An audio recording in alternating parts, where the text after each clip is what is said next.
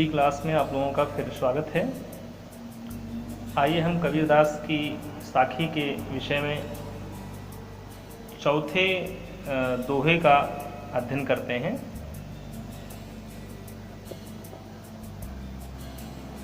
तीन दोहा आपने पढ़ा पिछले वीडियो में। हम आज चौथे दोहे से प्रारंभ करते हैं।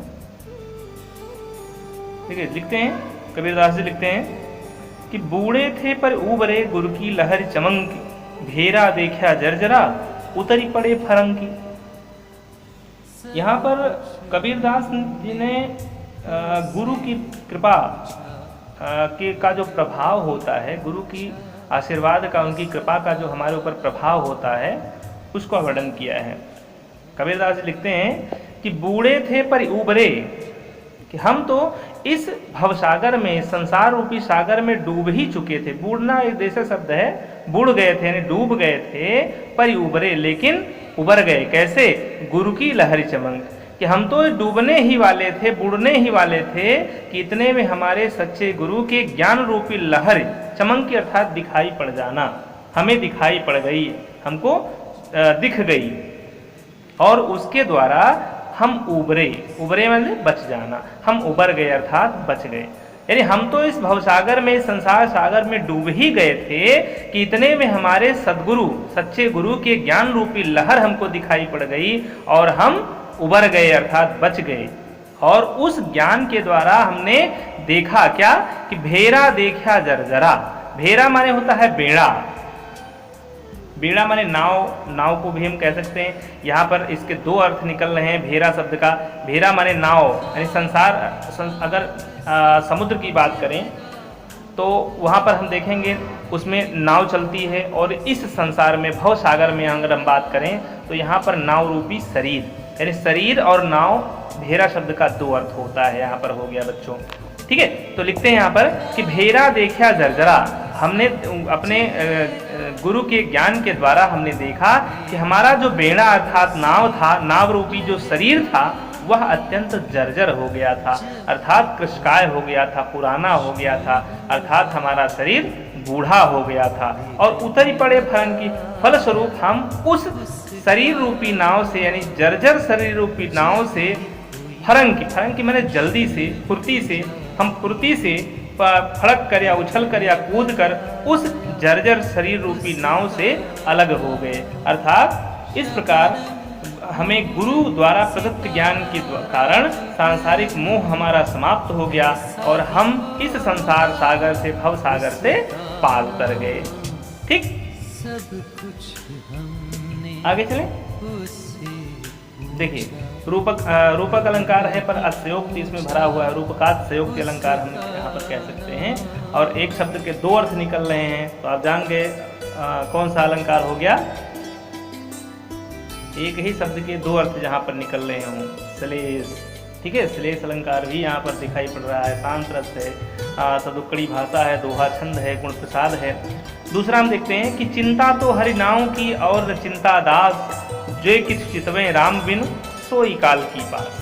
कबीरदास जी कहते हैं, यहाँ पर कबीर ने सच्चे भक्त के द्वारा या सच्चे भक्त के गुणों का वर्णन करते हुए कबीरदास जी कहते हैं कि चिंता तो हरि नाम की, भगवान के भक्त को, हरि के भक्त को हमेशा भगवान के नाम का ही चिंतन करना चाहिए।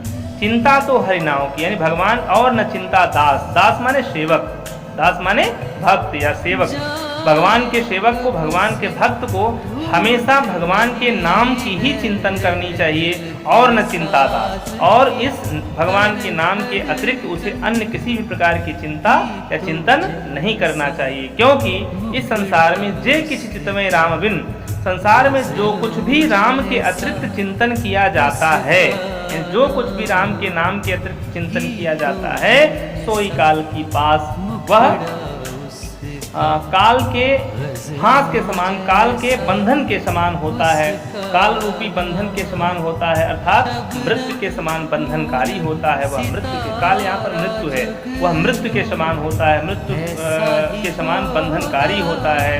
ठीक है, आगे चले। तू करता तू भया मुझ में रही न हूँ, बारी फेरी बल गई जित देखूं तित तू। इस तरह का दोहा आपने कई बार पढ़ा रहा होगा।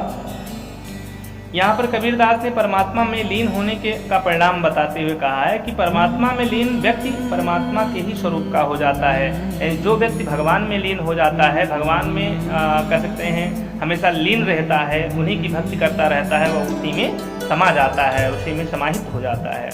कबीरदास जी यहाँ पर कहते हैं, हे प्रभु तू करता तू भया, तू करते करते मैं अब तुम्हारे ही स्वरूप का हो गया हूँ। अर्थात प्रभु का नाम रटते रटते अब मैं प्रभु के जैसा ही हो गया हूँ, मुझ में रही न हूँ। और परमात्मा में लीन हो जाने के कारण, प्रभु में लीन हो जाने के कारण मेरे अंदर जो मैं था, मैं अर्थात अहंकार भरा हुआ था, अहंग भाव था, वह नहीं रही, अर्थात वह समाप्त हो गया। परिणाम स्वरूप मेरे लिए बारी फेरी बली गई। परिणाम स्वरूप परिणाम क्या हुआ उसका कि मेरे लिए जन्म मरण का जो चक्र था, बारी फेरी यानी बार बार फेरी लगाना, बारी फेरी माने जानते हैं एक ही पग पे बार बार आना जाना, अर्थात जन्म के बाद मृत्यु, मृत्यु के बाद जन्म, जन्म के बाद मृत्यु, इस तरह से जो एक चक्र बना हुआ है उसी को बारी फेरी यहाँ पर कहा गया। बारी फेरी बली गई, बली माने समाप्त हो जाना, खत्म हो जाना। परिणाम स्वरूप मेरे लिए जन्म मरण का चक्र भी समाप्त हो गया। अब मैं जिधर भी देखता हूँ, जित देखूं तित तू, जिधर भी देखता हूँ उधर हे प्रभु तुम ही तू नजर आता है। अभिप्राय यह है कि प्रभु का स्मरण करते करते भगवान ने परमात्मा का ही रूप प्राप्त कर लिया।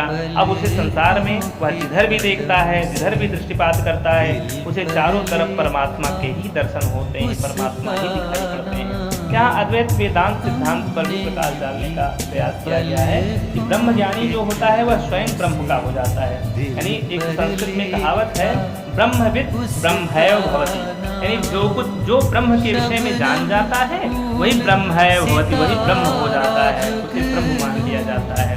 ठीक है, यहाँ प्रतीकात्मक दोहा यहाँ पर है, प्रकार यहाँ भी भरा हुआ है।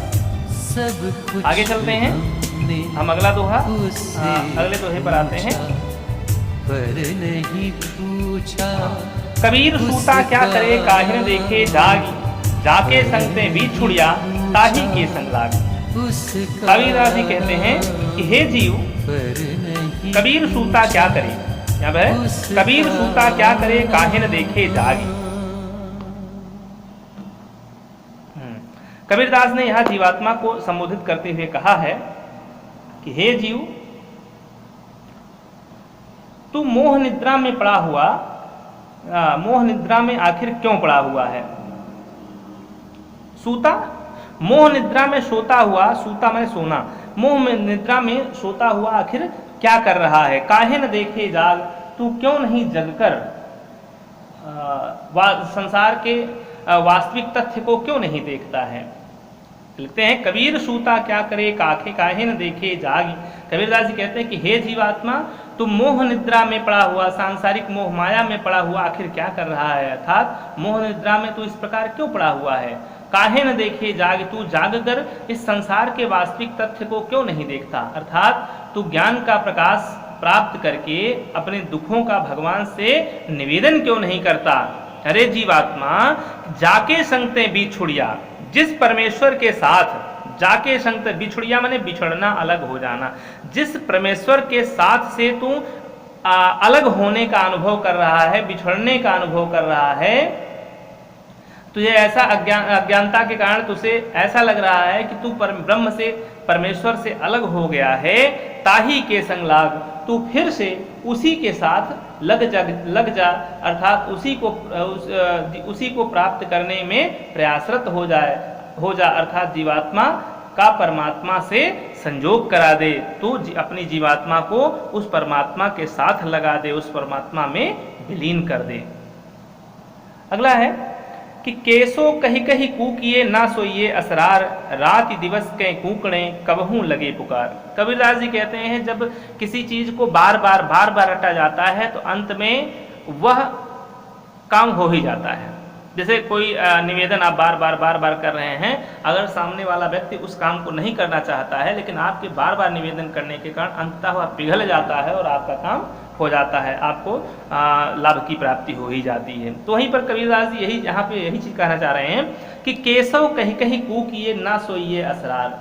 जीवात्मा को या जीवों को संबोधित करते हुए कबीरदास जी कहते हैं कि हे जीवों, हे प्राणियों, केशव कही कही कूकिए, तुम हमेशा केशव केशव का रटन लगाए रखो, अर्थात हर समय ईश्वर का नाम ले लेकर उसे पुकारते रहिए। कूकिए माने हरदम पुकारते रहिए, बोलते रहिए, भगवान के नाम का जाप करते रहिए। ना सोइए असरार, असरार माने होता है आलस्य, आलस्य में पढ़कर तुम मत सो, अर्थात तुम आलस्य में मत पड़ो, अज्ञान निद्रा का परित्याग कर दो, जो अज्ञान रूपी नींद है, निद्रा है, उसका तुम परित्याग कर दो, क्योंकि रात दिवस के कूकड़े, रात दिन इस प्रकार से कूकने से, रात दिन इस प्रकार तुम्हारे पुकारने से कबहू लगे पुकार, कभी न कभी तुम्हें सफलता मिलेगी ही, अर्थात भगवान किसी न किसी दिन तुम्हारी पुकार को अवश्य सुन लेंगे और तुम्हें भगवान का सानिध्य प्राप्त हो जाएगा।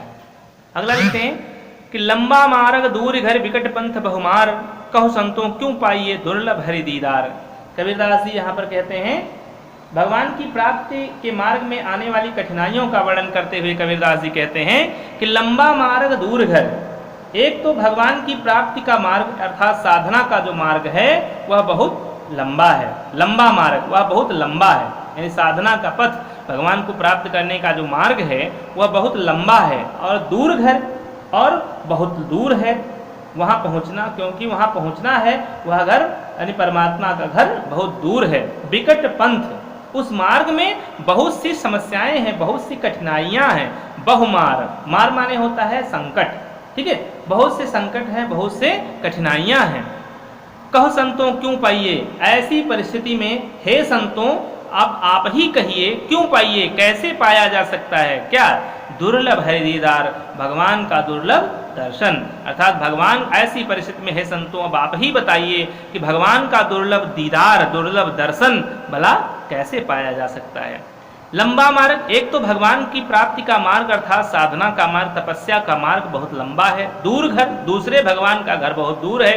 विकट पंथ, रास्ता बहुत संकट से भरा हुआ है। बहुमार, उसमें बहुत सी कठिनाइयां हैं, बहुत सी बाधाएं हैं, कठिनाइयां हैं। ऐसी परिस्थिति में कहो संतों क्यों पाइए दुर्लभ है दीदार, ऐसी परिस्थिति में हे संतों आप ही बताइए कि भगवान का दुर्लभ दर्शन भला क्यों पाइए, कैसे पाया जा सकता है, कैसे प्राप्त किया जा सकता है।